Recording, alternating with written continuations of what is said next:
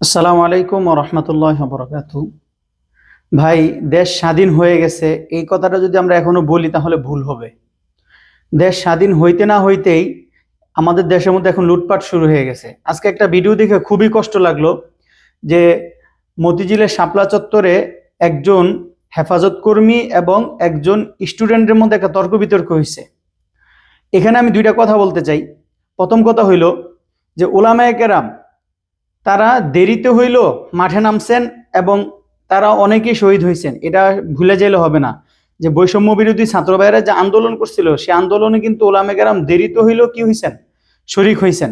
এ কথা কেউ অস্বীকার করতে পারবে না। শুধু তাই নয়, শেখ হাসিনা পালানোর আগের দিন অর্থাৎ রবিবার দিন শেখ হাসিনা যখন বলল ঢালাওভাবে হত্যা করতে, এবং শেখ হাসিনা যেদিন পালায় গেছে সেদিনও যে ঢালাওভাবে মানুষকে হত্যা করা হয়েছিল, শহীদ করা হয়েছিল, গুলি করা হইলো, বিশেষ করে যাত্রাবাড়ি মাদ্রাসার অনেক ছাত্র মারা গেছে, অনেক মাদ্রাসার পোলাপান মারা গেছে। শুধু যাত্রাবাড়িতে না, যারা সমন্বয়ক তারা হয়তো দেখেনি যে যাত্রাবাড়িতে যে 5 মিনিট 24 সেকেন্ডের যে ভিডিওটা গণহত্যার, সেটা হয়তো তারা দেখেনি।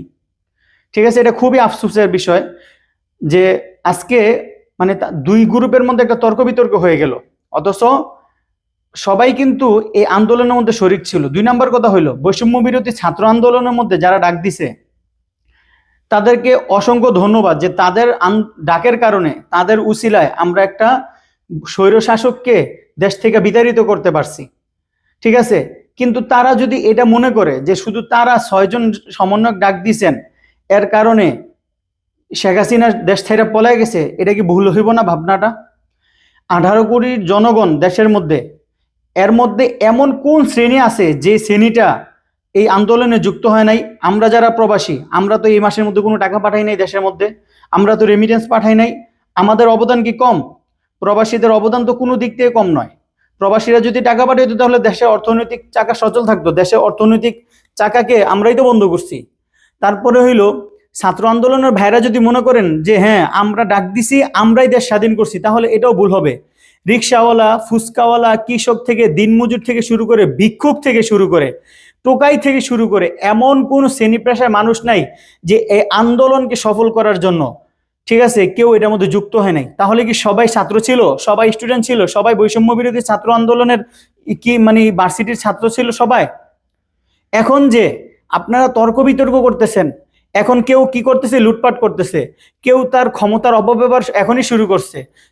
বৈষম্য বিরোধী ছাত্রদের মধ্যে এখন এমন একটা আবার চিন্তা ভাবনা অনেকের মধ্যে চলে আসছে যে আমরা দেশ স্বাধীন করছি। এটা যদি আপনারা মনে করেন তাহলে ভুল করবেন। আপনারা এককভাবে দেশ স্বাধীন করেন নাই ভাই, আমরা সবাই। কারণ 18 কোটি মানুষের পিঠ দেয়ালের মধ্যে ঠেকে গেছে, পিঠ দেয়ালের মধ্যে ঠেকে গেছে। এই জুলুম নির্যাতনের যেন বাংলাদেশ থেকে মুক্ত হয়, এই স্বৈরশাসক যেন বাংলাদেশ থেকে বিতাড়িত হয়, তার যত দল চেলাপেলা আছে সবাই যেন বাংলাদেশ থেকে বিতাড়িত হয়, বাংলাদেশের মানুষের যেন বাক স্বাধীনতা ফিরে আসে, স্বাধীনভাবে মানুষ চলতে পারে, নিত্য প্রয়োজনীয় জিনিসের দাম যেন আবার স্বাভাবিক গতিতে চলে আসে, মানুষের সাধ্যের মধ্যে চলে আসে, মানুষের রুটি রুজির ইনকামের ব্যবস্থা যেন বাড়ে। ঠিক আছে, এই সব কিছু মিলেই তো বাংলাদেশ। এইটাকে স্বাধীন করার জন্যই 18 কোটি মানুষ এই রাস্তার মধ্যে নেমে আসছে। এখন দেখা যাইতেছে কেউ, হ্যাঁ আবেগ কারো বেশি হইতে পারে ভাই, এটা তো অস্বীকার করা যাবে না। দেশ স্বাধীন হয়েছে, আবেগ কাজ করতে পারে, কারণ হেফাজতের 2013 সালে এই সরকারকে বিতাড়িত করার উদ্দেশ্যেই 2013 সালে শাপলা চত্বরে হাজার হাজার উলামায়ে কেরাম, হাজার হাজার মাদ্রাসার ছাত্র শহীদ হয়েছে। এটা কি আপনারা অস্বীকার করতে পারবেন? ওই আন্দোলনটা কি আন্দোলনের সাথে অন্তর্ভুক্ত নয়? এটাই কি অস্বীকার করতে পারবে?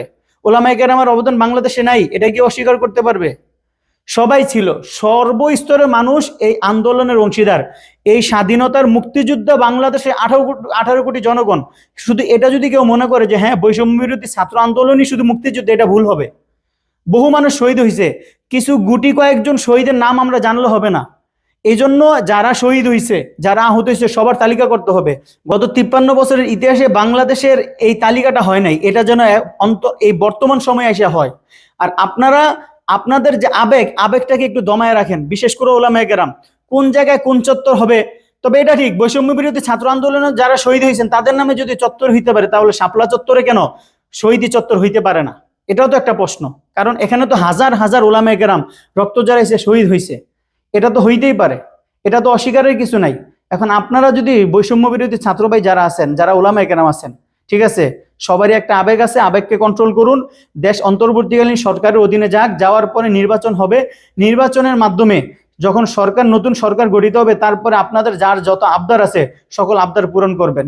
এটাই আমার কথা। আশা করি সকলে আমার কথাটা বুঝবেন। ভিডিওটা অবশ্যই শেয়ার করবেন যেন মানুষের কাছে পৌঁছে, যদি আমার কথাগুলো মনে হয় যে না ঠিক। আসসালামু আলাইকুম রহমতুল্লাহ।